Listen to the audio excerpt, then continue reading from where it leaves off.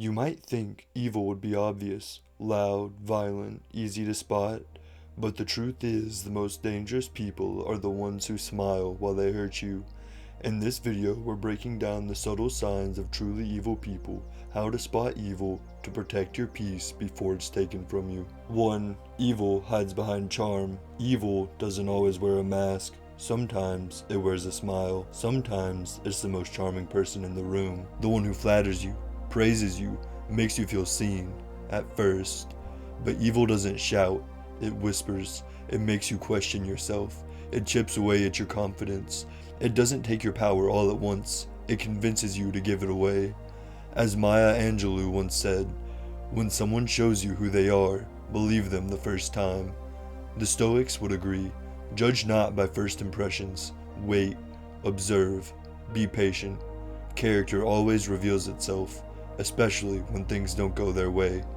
Ask yourself, how do they act when no one's watching? How do they speak when they think you're beneath them? Do they celebrate your joy or quietly resent it? Do they uplift you or subtly put you down? 2. The weapon of manipulation. A manipulator's weapon is confusion.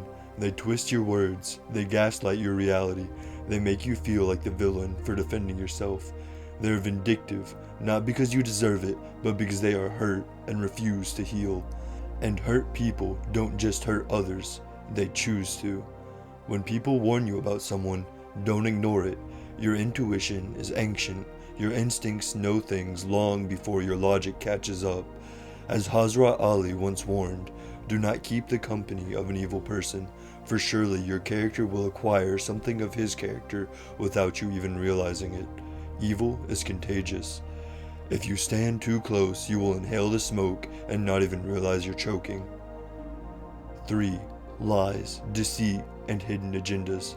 Some poisons taste sweet, some lies are beautifully told, but the fruit is always rotten underneath. Pathological liars don't lie for survival, they lie because it empowers them. They lie for sport, for control, for ego. The Stoics taught that truth and integrity are the foundation of a strong life. Deceit is not just a betrayal of others, it is a betrayal of oneself. A lie is a fracture in character, and when someone lies without guilt, that fracture runs deep. Pay attention to the small embellishments, the facts that never quite add up, the stories that shift each time they're told. Those are not harmless fabrications, they are red flags wrapped in silk. Watch how they speak about others behind closed doors. If they gossip to you, they will gossip about you. If they lie to others, they will lie to you.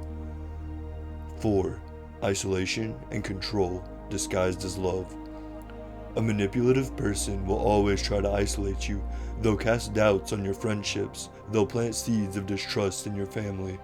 They'll make you feel like the world is against you, except for them. But that's not love, that's control. Control often comes disguised as care. I'm just looking out for you. I know what's best for you.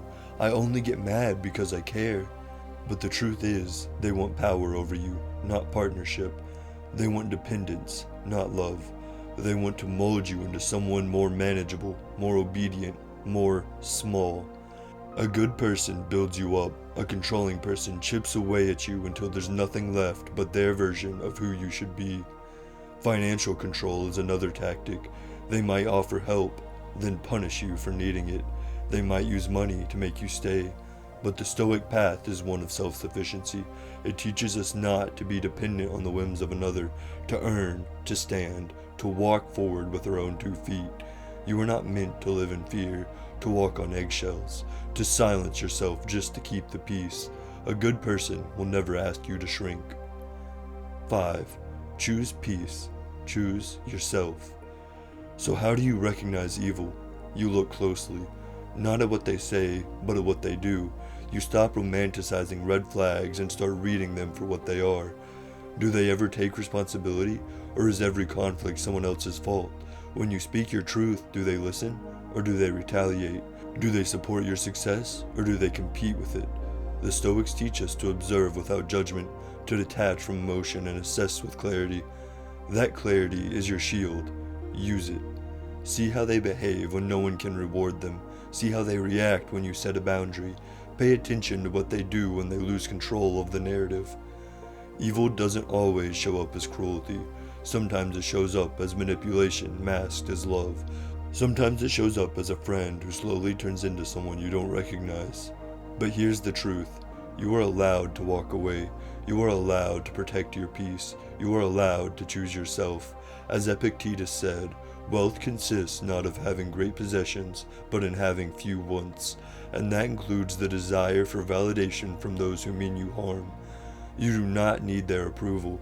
You do not need their love. You do not need to fix, save, or redeem anyone. Your only responsibility is your own soul. There is no denying that there's evil in the world, but the light will always conquer the darkness. Idoa Koyinkan. And the light begins with you, with your awareness, with your courage to see things clearly, with your refusal to be controlled. Every manipulator fears one thing: a person who sees them clearly, a person who will not be moved, a person who no longer needs their approval. As Robin Sacredfire once said, the wicked ones make us better persons for those that deserve our attention. Nothing is wasted. Even pain can become fuel. Even betrayal can become wisdom. Even evil can be a teacher if we're willing to learn. There are many good seeds in you. Therefore you must avoid every bad soil in the world. Israel Moore Ayavar. Guard your soil, guard your energy, guard your peace, because once your eyes are open, you no longer owe blindness to anyone. So stay calm, stay grounded, and when someone shows you who they are, believe them the first time. In conclusion, you're not powerless, you're not foolish for trusting, you're not weak for having loved someone who hurt you. Evil people thrive in environments where shame silences the wounded, but your wounds are not a sign of failure. They're a sign that you feel, that you care, that you are still human in a world that can be cruel. The Stoics taught that pain is not to be feared, it is to be studied. We learn through suffering, we grow through fire, and like tempered steel we become stronger, not in spite of the heat, but because of it. The experience of encountering evil should not make you bitter. It should make you discerning. It should sharpen your senses, not close your heart. You're allowed to become wiser without becoming harder, stronger without becoming colder. And while you cannot control whether or not evil crosses your path, you can control what you do next. Do you stay silent or keep the peace? Or do you speak the truth and choose your own freedom? Do you cling to the illusion of what someone could be, or do you accept who they are?